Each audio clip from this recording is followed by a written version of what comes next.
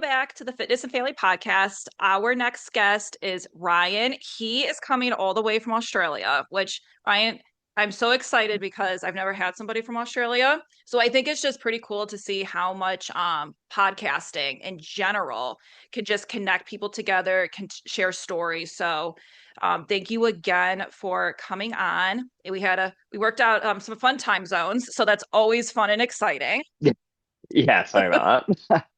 No No, thanks for worries. having me. Pleasure to be here. Awesome. So, why don't you just introduce yourself in general to our listeners? Sure. So, hi, I'm Ryan, from Australia. Obviously. Um, I just have finished my third bout of rehabilitation from a brain surgery recently, and just been doing a lot of rehabilitation with that. I'm currently studying a degree of exercise science at university, and going forward doing that. Which hopefully will end me being a exercise physiologist in a few years' time. Um, okay. So, your story is going to be a very good, very heartwarming story. So, you came down, I'll let you get more into it, but you came Sure. down with what was like a brain tumor when you were in your teens, which is what everyone says is like the start of the highlight of your life. All this Yeah. excitement, all of that stuff. So, go let's see, can you just kind of go back to the beginning when hmm we spoke for the first time? You had no family history of cancer, so just what signs or symptoms were you experiencing that you're like something's not right? Yeah. So I was 17 years old when I first was diagnosed, and for the months leading up to that, as you said, I had no family history of it whatsoever. And I was getting symptoms that started just with the general brain fog, I suppose, of just everyday thinking, sort of not being as sharp as I was or anything. That led to feigning and blackouts quite regularly, and just got more and more regular. I guess as the months leading up to what would be my eventual surgery. Started getting some nosebleeds as well, and it also led to complete stages of blacking out and just not lapses in memory. Wouldn't remember certain snippets of time, as well as getting certain degrees of both um, hallucinations and sort of hearing things as well. So I got up to that sort of level of, I guess, mental fogginess or instability, I suppose, in that sense, as well as the physical sense of having physical blackouts and nosebleeds as well. That would just uh, leave me sometimes, sick and over the toilet, or vomiting or anything like that. So nausea I got as well. Um, and yeah, just as time went on, I guess those symptoms just worsened and worsened, until sort of we really started following it up. How many okay, so like first, you played sports. Did Because nowadays you hear a lot of stuff about people when you experience symptoms, they're like, oh, you're just doing too much. You're in sports. It could just be you got to, you're pushing yourself too hard. Were you kind of hearing those things maybe from your coaches or from people around you? Like, you just need to take it easy. I definitely heard it from peers around me and just people, in my teachers at school or anything like that, and sort of getting towards fatigue. It could be, because I was a teenager, of course, you know what teenagers are like. So Yep. it was sort of falling up that alley. So I don't think it was taken very seriously on too many levels. It was just sort of, oh, you're burnt out or you're getting tired. Um, but not necessarily, no. I'd sort of talked to others, like my friends and direct family, about these things, and it was the same thing. It was more along the lines of burnout or Hmm. um, just fatigue, or you're not getting enough. I thought I wasn't getting enough sleep, or I thought, I didn't know what was going on. So Right. I had no answers really. How many like months were you when this first started till when you told your parents or your parents noticed like, hey, there's something going on? Like, these symptoms were I building. How many months do you think this was yeah. going on for? I think it really sort of kicked in, like I really sort of started to notice it, that it wasn't just, oh, I missed a few days of, sleep or something and I was fatigued. I think it would have been December of 2013 that I really started to notice something. And it wasn't until May that the start of May in 2014 that I would have got surgeries. That's what's that about 4.5 months of a slow sort of build up. And before my immediate family noticed around me or friends, it's probably 2.5 months of just gradually sort of getting worse and worse over time. Right right when you were busy with fall sports. Yeah, Like it was it's right just when I right when you're was just going kicking and off going. Yeah. grade. It was right when I was kicking off grade 12, or I think you guys call it your senior year Yeah, over yeah, there. Yeah, it yeah. was right when all that was kicking off. So yeah, it was sort of getting into sort of finishing up high school, being in the Hmm. final year and whatnot, and everyone's sort of excited about, you guys at college over there, so I guess like everyone's applying Hmm. to colleges, so like where I was, it was for universities where you're going with Hmm. that, so we had all that sort of going on as well, and then I sort of skipped all doing that and focused on my health instead. You did. But you know what? And we'll jump to what kind of how like you kind of get into your degree, but you know what? You're making up for it now. You're young, you're still Yeah, young. And yeah. So, yeah, I'm still a couple oh of months man, off what an 30, so adventure. it's Ugh, getting there. it's getting there. Oh my goodness. Yeah, Well, let's go to so your parents, your direct family, you're like, okay, we got to go do something. Something's not right. So you go and see the doctor. And I'm trying to think about this in a way too, where because your story with your tumor, with your cancer, is one of those stories where not everybody, one, is going to experience it. Not everybody may know somebody, but it's so important to get your story out, to have it mm, out there so that someone's like, hey, I've seen this story talked about this teenager. He had a tumor, because you want to catch things as soon as you can with this. yeah. So, and a lot of times in the US with doctors, and I hear it more and more on different podcasts, different conversations I'm hearing with people, is that the doctors write it off when you go and tell them, Yeah. hey, something's wrong with me. So you're at the step now where you're going to the doctor. Just kind of explain like just the process, like of going to the doctor, going to different doctors, going to specialists, because now it's becoming real. Yeah. So what we did was I had a bad episode one day, which led me to go to the emergency rooms, or I think you guys might call it the ER as well. Mm-hmm. So Yep. yeah, went there, trip there, where they just gave me a general assessment, and whatnot, about like, my vitals and how I was doing there and whatnot. And then we went to see an actual psychologist, because I didn't know how I was Oh. going either. Um, Mentally, like I said, the symptoms that I was getting, I said I was feeling foggy and whatnot, and explained to them that I said I'm seeing things and I'm hearing some things as well. And I got misdiagnosed as uh, possibly being a schizophrenic. So I was Really? thinking, I was, yeah, that happened. Whoa. So that was pretty Jeez. annoying. Yeah. Um, but I was a kid. I was 17. I didn't know any Yeah. better. Yeah. And my dad, who was my primary carer at the time, it was there with me, and we were doing that together. And then one of the psychologists, I think the senior one, said we should send him to get brain scans done first before we sort of go down the route of declaring that he's actually insane, or not insane, but Mm-hmm. has a case of schizophrenia. And that's we had to we're from a small town on the coast, south coast of New South Wales. So we had to travel a few hours to get an MRI scan done, which is where they picked up that I had a tumor in my left cerebellum that was closer to the spinal cord area, which she was explaining the majority of my symptoms.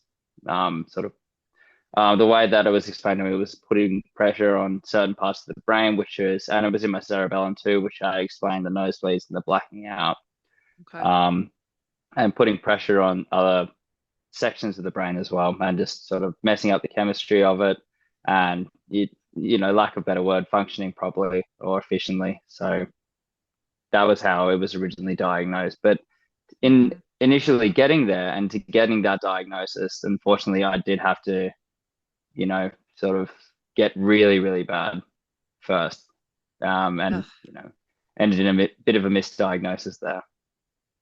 ugh. You hate hearing that, but it's so important to just honestly fight for yourself. Mm, That you're like, there's something wrong. I feel like I'm not, like you said, schizophrenic. You're like that. I'm not crazy. Like there's yeah, something going on right now, and I honestly feel like you, like some of my friends I've talked to, you really have to fight the system. And I honestly feel like between like any country, you start to hear it over and over. Like, I didn't like this answer from this doctor. I'm going to go to another doctor. Like, I know something is wrong. I just don't know what's wrong. But I'm going to find the yeah, doctor that's going to help guide me because I don't want to feel like this. So yeah, that's interesting how thank goodness there's more doctors, usually more doctors in a practice that you said there was actually a senior one. So somebody who had more experience said, no, we need to go get an MRI, which seems to be kind of standard nowadays, almost, yeah. is to get an MRI.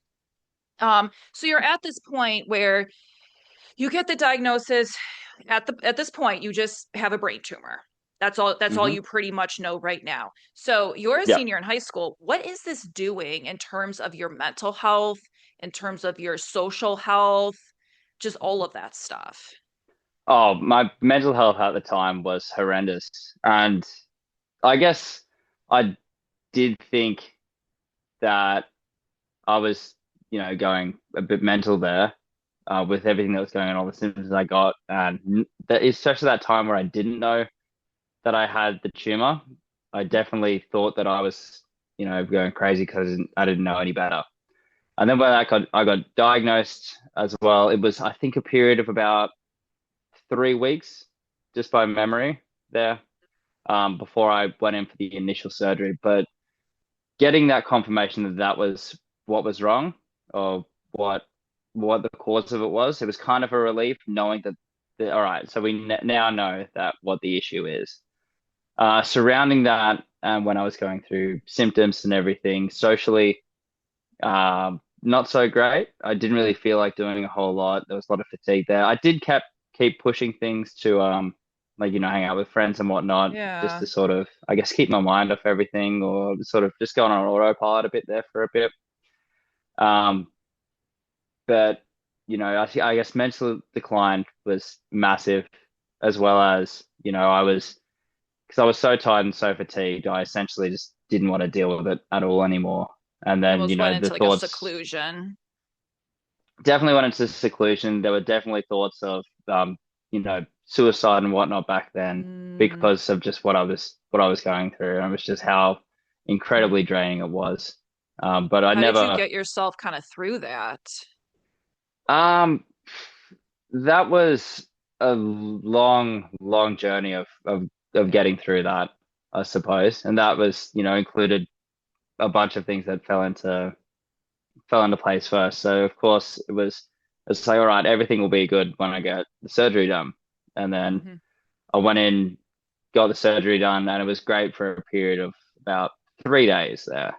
It Hmm. was great. And then they're like, oh, then that whole situation happened with the hospital where I had to get a second surgery within the span of a week, only a few days, because they had mucked up on their end and missed a bit of my Hmm. tumor. So they had to They go didn't in. get it all out. Um, no, I didn't get it all out, unfortunately. So they had to go in again a few days later. But that span of about 4 days there was where I felt like mentally clear, and I was like, right, okay, this is done. It's Mm. finished. Now I can get my life back on track, and I can get back to sort of just being Ryan again. Oh boy. But I guess, yeah, it was good for those 4 days there, and then I had a second surgery come in. Do you, through all of this, through when you got the diagnosis, you were preparing for the surgery, even through that, did you? Did you find that you still had the support of some of your friends, or were they starting to? It's hard because you were a senior, so everybody's moving on kind of with their life and stuff. Did you have the support Mm. still of your friends that you're like, I can talk to you, I can see how everything's going? Like, or did you kind of see that that kind of dwindle away? I definitely saw it in some areas, it dwindled away, but for the most part of it, I did have a massive amount of support, which I'm That's good. incredibly grateful for, of any friends around. And, my dad beside me as well through the whole Yeah, ordeal of it getting done, which is amazing. Um, but I found that I could, over time, especially, I couldn't really talk to too many people about it that understood it, which was ultimately over the years, even after I got all this done, was the hardest thing. I guess relating to people, and there'd be, actual clinical psychologists that I'd speak to, um, or it could just be friends, a couple of beers, and you start having a bit of a deep chat and chat about the more intense things and whatnot. And it's hard. It was hard for me because I did feel so different. I thought this time it's like, oh, it's not just depression. I've had sort of my brain poked around and fiddled with a few times, so it's not just that. So I guess in that sense, there was a bit of seclusion from my end because I felt that I was different, but at the same time, everyone was so incredibly supportive of that's of amazing. what I was going through. So it was really, really great. Like I can't fault anyone for their actions or even I guess their own seclusion of it because, I guess if someone's going through a hard time, you're always there for them or anything. But if someone goes through something like that, especially at that Hmm. age as well, Hmm. your peers and one around them, as a 17-year-old that's just watching a friend going through it, there's not like I guess there's nothing to sort of prepare someone else to support that. It's sort of like, oh, you're going through a hard Yeah. time. Oh, you help your friend out, but oh, your friend has had a couple of really bad brain tumors and now is Hmm. not doing so well. So It's hard, and that's why I think it's so important for you to like share your story because you'll get into like it's so bizarre, but it's just how we grow up that you look back and you're in your late 20s and how you react to something as a health crisis like that. You look back when mm, you're like maybe 17 and you're thinking, I wish I could have reacted differently or been there differently, but it's just yeah, how you are at that age. yeah, that's it. Yeah, I look back and I think I can't fault myself. And I did spend a few years, I guess not, I wouldn't say angry, but I would have handled the situation a whole lot more different. Whereas now I can sort of say it's like you were 17, you were a kid, you Yeah. didn't you didn't know any better, and that's a huge, huge thing to sort of ask someone to not even ask someone to deal with, but to be plonked on your shoulders. And it's like no Right. wonder that you didn't know where to go or didn't know exactly how to word it or how to articulate it or anything that even follows that up, seeking support for it or anything like that. You were a kid. You didn't know any better. No, no, not at all. Um, well, let's kind of go to the surgeries. Yeah. So you're getting prepared for these surgeries. How did Yeah. your medical team initially say, this is what's going to happen? This is what we're going to do. This is what could happen? Like, how, and then you said you had those 4 days where then it's like, oh, nope, we got to go right back into surgery. Yeah. Yeah. So I mean, what's I, going on with your just head, how you feel, just all of that? so for the most part of it, my dad did handle that. Okay. Excuse me. My dad did take care of most of it and was there, I guess, more so guiding most of my lack of cognitive function at that time. But I was, it was explained to me what was going to happen. They just said like, oh, this is going to be, you're going to have a craniotomy done, and this is what we recommend. Like, it wasn't. I don't think I was offered any, chemotherapy or radiation therapy or anything like that. It was just straight up, all right, we're going in for surgery. We're getting it out. So Okay. yeah, which I was kind of I probably would have selected that option anyway of going through it because I just knew even at the time how detrimental, I guess, chemotherapy and how much of a long process that is to get done, and how Yeah. I guess it can also it has a success rate and has like a, just read about like, it didn't fix anything as well. So I probably would have elected to have surgery if I had an option, but I don't believe I got an option at the time. Okay. They explained to me what they were going to do, which is surgery just through the back of the skull to access the bottom of the cerebellum where the tumor was. And then, I guess just take it out, do a biopsy of it. Um, and it sounded pretty straightforward what they were going to do. They said there was pretty minimal, for brain surgery at least, it's pretty straightforward procedure. So That's there nuts to wasn't too hear. It's a many straightforward brain complications. surgery. Yeah, I know. He's saying that out loud sounds pretty ridiculous, but um, it wasn't a whole lot. It wasn't like inoperable or anything like that. Hmm. Okay. It certainly, I don't think it was incredibly common, but for the positioning of where it wasn't anything, it didn't se- it was explained to me like it wasn't an incredible um complicated procedure. And I don't know if they were doing that just to, keep me calm or anything like that, but You for me it was wonder. like, okay, well, if you guys are confident, like that makes me a bit more confident sort of thing, which is Hmm. great. So then, yeah, it was pretty little prep time, I believe. We went up about a week prior to it and met with a surgeon. So we had a neurosurgeon and a neurologist at the time at Sydney, St. Vincent's, which is 4 hours north of where my dad and I are from. So went up, just met up with those guys, had the chats to them and what the procedure they were going to do, and then waited those 7 days and then went up. And then I went in had my surgery. I woke up from the first surgery and my eyes were covered and just a massive bandage was wrapped around my head. I did not wake up very good from the anesthetic or being put to sleep. So I sort of freaked out. I didn't know what was going on. So Hmm. I ripped the bandages off my eyes because I couldn't see. And then I was like, oh, okay, I know where I am. And I was um, on all kinds of drugs as well then. So I was really, really pretty out of it. But like I said before, it was 4 days. I think 4 days off the top of my head. Um, that were in between where I could get up, I could walk around. I went down the road with my older brother and my dad. I was even allowed, to leave the hospital grounds after about 24 hours of monitoring, as long as I came back, for those guys to, sort of watch over me, Hmm. I suppose. But for those days in the middle there, I felt really good. I felt fine. There were no nosebleeds. It's like everything was like quiet in my head. Um, and I was like, right, okay, this is done. It's over. So mentally, they gave me a huge boost for my mental health.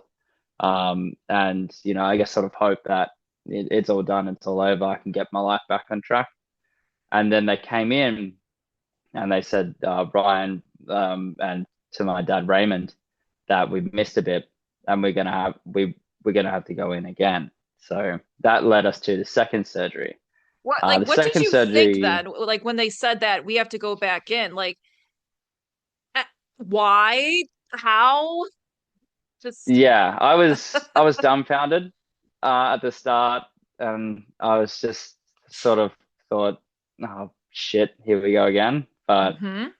because the first one went so well. There were no complications of any sort there. I had pretty high hopes. I was like, right, okay, we'll just be the same thing again. And I'll pop out fine. They just got to go get a bit more, no biggie. And Hmm. it was a biggie. It was it was sort of very detrimental, that second one. That was the big one. So they go in again, same surgeon that did my first one as well. Like I said, this is in the span of a week, so Yeah. only a few days later, and it was explained to me um, in the way that because they had gone in so recently, it was pretty bloody and bruised up in there from where they had already like cut through and everything, Hmm. and they caused something that I understand is a brain bleed Oh gosh. or sort of in that, I guess, like vocabulary or Right. not vocabulary. I'm using the wrong word there. In that they cause a brain bleed. I'll just stick with Yeah. that. Um, Hmm. and that caused my left side of my brain to shut down, which ultimately led to the right side of my body all shutting down. Before that, I was right-handed, and I guess I still prefer using my right leg as my lead leg, but I can do both now, and same with my hands. I'm ambidextrous now, so my Oh, right side of my body shut down, like a victim having a stroke. yeah. Like the one side of the body goes. So with that, my speech went. Um, I think anything above a three-syllable word was could not could not say it. I Mm. wouldn't even. I'd be too scared to even attempt it for a long period of time. Um, my eyes as well couldn't keep up with one another, I think, at the start, which I'm pretty sure that came back pretty quickly. But definitely my speech, my walking, also was just horrible. That completely went out the window. And then I woke up worse from the anesthetic, or being put to sleep after that second surgery. I went to do the same thing as I did for that first surgery, take the bandages off and Yeah. whatnot, but I didn't know my hand wasn't working. So I sort of swung and I just hit myself in the face and I didn't like knock myself out or Oh anything, but I boy. was just Yeah. sort of Yeah. like trying to use it and it was just Hmm. flopping around everywhere. I couldn't direct it at all. And then I was feeling an extreme sense of, vertigo, I suppose, just Hmm. incredibly dazed and almost, well, exactly concussed on a massive sense. So I was feeling very shaken up and all over the place. And that's when I started to get really sick as well. Found out that I have an allergy to opioids, and they'd been giving me a pretty high dose of morphine. So I had an allergic reaction to morphine, which gave me meningitis. And if you don't know what meningitis is, it's pretty much where your brain sort of just gets inflamed and expands, but it has Yeah. nowhere to go because it's in the skull. So that ended up breaking through the section of skull that they just cut open to perform that second surgery. And I think a certain, not the, I can't think of the right word for it. Sorry. Basically the brain, the fluid that was meant to be surrounding your brain, Yeah. that Yeah. was just leaking straight out of the scar that they just cut open in the back of my head and straight out of the skull. And that led to a golden staph infection in the back of my head area as well. Oh So my gosh.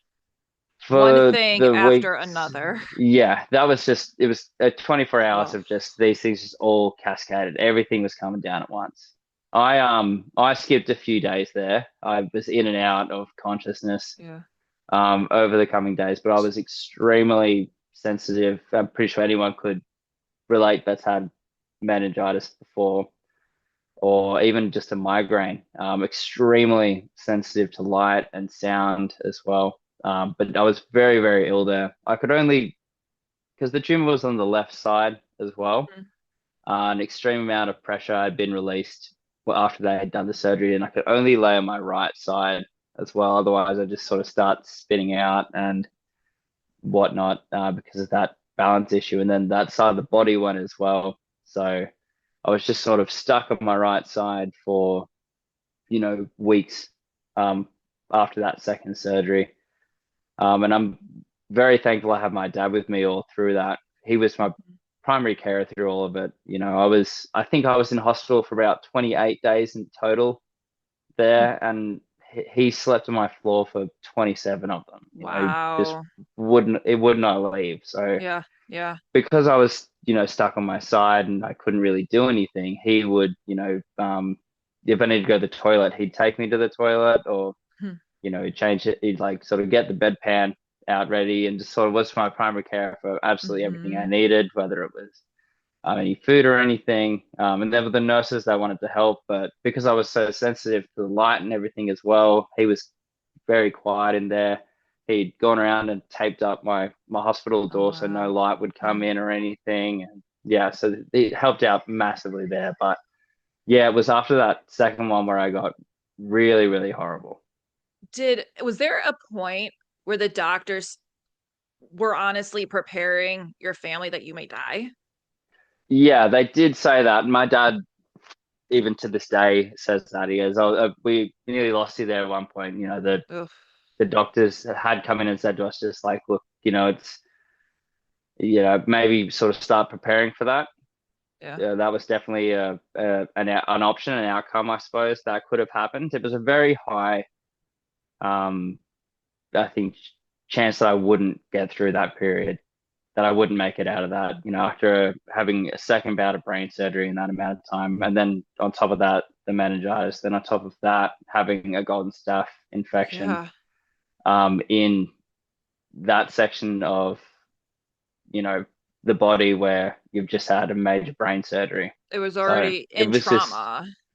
yeah, it was the odds just very highly stacked against me to win, to come out of that. Do you think your age and just being a healthy teenager to start with probably helped kind of get your body through Yeah. this? Yeah, the neurologist that I had, not the surgeon, Hmm. um, had said a few times after that, just said he'll bounce back a bit quicker because he is lucky enough to have youth on his side. And I was a pretty fit kid always. I was pretty active as well. So I think that would have helped. But he always has mentioned like, oh, because of your age as well, that helps you out massively. That's amazing. So you get out of the hospital finally. What Yeah, was recovery like? You're home, you're trying to stabilize yourself. It's a new normal for everybody. yeah, Um, yeah, what was that like? that was pretty hard to adjust to. So on when we finally left Sydney, after we'd done that whole ordeal of, sort of getting better and whatnot, I was still wasn't walking much at all. I spent most of my time at the hospital in a wheelchair, or I'm sure they have this in the States too. Along the sides of the corridors in the hospital, Hmm. they'll have, sort of rails that you can grab onto, Hmm. as well for like anyone who really needs it. Um, but I think I got up to that level where I could use those to sort of guide myself along, but my Hmm. right leg just wasn't keeping up with my left. I was still massively adjusting to having the left side of my body. So when we finally got out, it took us a few hours extra, I think, because I had to stop and either spew or anything on the way Right. home.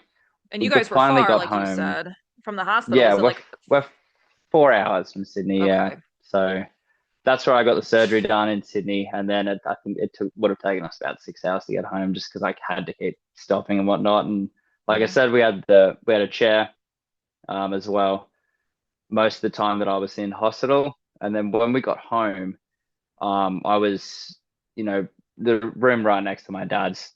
So, and I had the door open as well, just in he was very paranoid as well. Hmm. That's something, of course, would happen to me, or not that I wouldn't make it through a night or Hmm. anything, but more so that I was just like, okay, or if something were to happen, because I guess he can't really prepare a father for that circumstance either. Yeah. But the first few weeks were definitely very, very quiet, being home after that, and a lot of horizontal time, I think. And then it gradually built up to me even just sort of my dad coming and standing me up, or like we would walk around to our balcony. Our house is, um, we've got a two-story house, so we were on the second level upstairs. Okay. Um, and it would just be walking around that section or in the kitchen. And then, from that, it went to make it down a few of the stairs. And then it's like, all right, we'll try. Dad said, all right, we'll try more tomorrow. And then make it down a few more stairs. It's like, all right, we'll try again tomorrow. And then same thing the next day, until we made it Little down to the bottom of this. progressions. Yeah, just tiny, tiny little things. And it would go to us getting to the backyard, and we're about 50 meters away from the beach, in our small little town. So it built up to walking over the road to getting to the beach, and then from there it was just more a little bit further each day, and that was mainly what it looked like. I also was going to speech therapy when I was after a few weeks of being home as well, so there were appointments there.